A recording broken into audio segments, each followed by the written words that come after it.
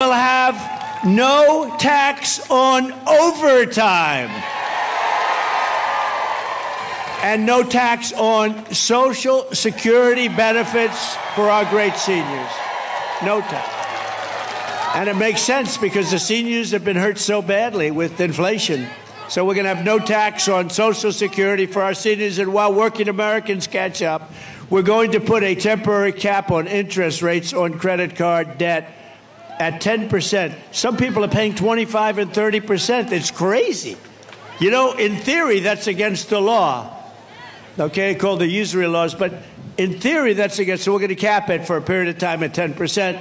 This election is about the economy. This election is about the border. That's what it is. And I am your border president. Your border president. Kamala would be your invasion president. She would be your country-destroying president. But remember this, look, on the border. In 2016, we had a bad border. I fixed it. And it was so good that I couldn't mention it in 2020, even though, excuse me, I might say, we got millions more votes in 2020 than we did in 2016, right? Some bad crap happened. Some bad things happened. We got millions and millions of more votes. So what a disgrace. Think of our country if I were president. You wouldn't have Ukraine, Russia. That wouldn't happen. You wouldn't have any inflation. You wouldn't have had the attack on Israel. And you wouldn't have had the most embarrassing moment in the history of our country. And that's the way they withdrew from Afghanistan. None of this would have happened. And a lot of other good things. We would be energy independent. We were already energy independent. We were going to be energy dominant by now. More than Russia, more than anything. We have more than Russia. We have more than Saudi Arabia, more oil. We have more than anybody. I call it liquid gold. We have more liquid gold under our feet. And what do? We go to Venezuela to get oil, to get tar. They sell us tar that we refine in our country. In Houston, Texas, not a pretty sight.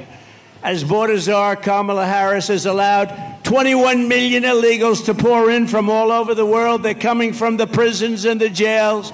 They're coming from mental institutions and insane asylums. They're terrorists, and she's letting, literally at record levels, terrorists are pouring into our country. Did you see the chart? 4 years ago, we had 11 terrorists come in, and we got them, everyone. Now we have thousands of terrorists in our country, and the worst terrorists from the worst countries. Here in North Carolina, migrant crime is totally out of control, encouraged by sanctuary jurisdictions, sanctuary cities all across your state. In July, an illegal alien who border czar Harris released him, special order, into our country, was arrested for stalking a woman into a public bathroom in Charlotte and attempting to rape her and ultimately rape her and hurt her very badly. Here in Wilmington last month, an illegal alien from Venezuela brutally stabbed a man to death. This murder came just 4 days after he was arrested for horrible domestic violence. But instead of being deported, this criminal alien was released to kill again. Kill again he did. And in June, a fugitive illegal alien criminal from Honduras was arrested after savagely murdering a 23-year-old in the sanctuary jurisdiction of Mecklenburg. Anybody come from Mecklenburg County? You read about it. That was a big one. That was a bad one. Nasty, nasty. Today, I'm announcing a new plan to end all sanctuary cities in North Carolina and all across our country. No more sanctuary cities. Uncle Sam, do you agree? Uncle Sam agrees. I had a feeling you would, right? You're great. As soon as I take office, we will immediately surge federal law enforcement to every city that is failing, which is a lot of them, to turn over criminal aliens, and we will hunt down, capture every single gang member, drug dealer, rapist, murderer, and migrant criminal that is being illegally harbored. Every one of the top 25 worst cities are Democrat-run cities. We will get them out of North Carolina, and we will send them home where they belong. I will ask Congress to pass a law outlawing sanctuary cities nationwide, and we will bring down the full weight of the federal government on any jurisdiction that refuses to cooperate with ICE and these are great patriots, ICE and Border Patrol and our great Border Patrol. They're not allowed to do their job. They want to do their job. They're not allowed. Within 2 years, there will not be one single foreign criminal gang operated in North Carolina or anywhere else. You have a lot of gangs. Hate to say it, you have a lot of gangs in this state. Are there any gang members in the audience, please? Would you please raise your hand? So that's the choice. Kamala Harris will fly criminal migrants into every one of your cities and towns. Did you see that? They're saying, well, we've decided to get tough on crime. You know, like 2 weeks ago, because they want to try and get some votes because they're not doing so good. This issue is not a good one for them. But did you see? And then we learned that they're flying them in beautiful, big, fat, beautiful Boeing aircraft, just like that one, with more seats, actually. I have fewer seats in mine than they do. But they fly them in with beautiful aircraft. They fly them all over the country by the hundreds of thousands. They're flying in over the border. So they don't want to stop them because they're continuing the flights into our country. I will get every migrant criminal out of our country, and I'll get them out fast. We have to. We have no choice.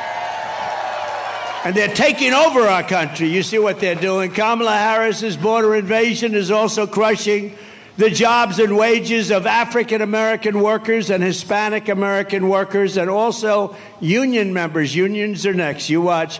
They are working and hurting what's going on with African-American workers and with Hispanic in particular. They're taking your jobs. They're taking your jobs. Every job produced in this country over the last 2 years has gone to illegal aliens. Every job. Think of it. What we're doing to this country is so sad. You know, I stand up here. Thank you. Thank you. You're right about that.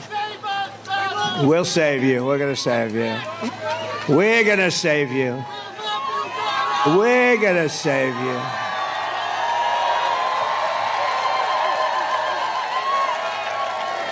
No, we're going to save you. But it is sad. Young guy, I don't know where the hell he is. There are a lot of people out here. But when he screams, you've got to save us, President Trump, that we need to scream like that you would think in this country that you even need something like that. It's very sad, but we're going to save you. We will. We did it once. We're going to do it again, and we're going to do it at a higher level, an even higher level. That's one of the big reasons why I just won the overwhelming endorsement of the rank-and-file membership of the Teamsters. They voted for Trump. They voted for Trump. Last month, American-born workers lost, think of this, 1.3 million jobs. So American voters and their voters, American workers lost 1.3 million jobs. Meanwhile, the migrants picked up 635,000 jobs, plus another 700,000 or 800,000 jobs at least that we know of. But the Americans lost jobs. What a disgrace. I don't even, you read some of this and you hear the facts. You find it hard to believe it can be happening, actually, because, the Republican Party has become a party of common sense. I call it the party of common sense.